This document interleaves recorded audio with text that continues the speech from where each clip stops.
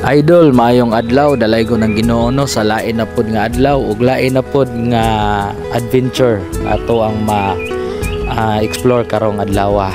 Kuyogi ko ninyo mga idol sa ato ang biyahe na pod karon.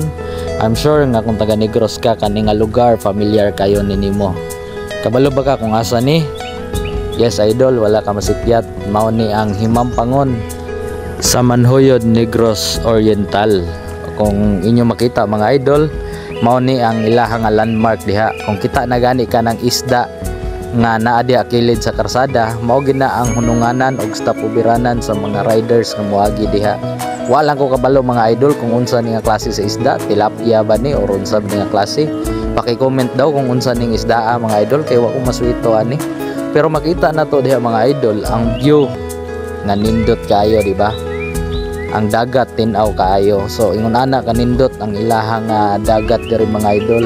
Unahan anang naisda diha, naapod diha ang 100 steps. Ambot lang kung open pa baka na karon kay ato last time pag-agi nako murag gialaran nila, pero I think pasuroyan naman gihapon. Mao nang ikaw idol kung makalugar ka og suroy diri sa Negros or taga Negros ka, ayaw kalimot og hapit og agi diri sa Himampangon Manhoyod kay ma-refresh gyud imong nauna sa kaprisko sa hangin ug sa kanindot sa lugar. So maro to mga idol, God bless.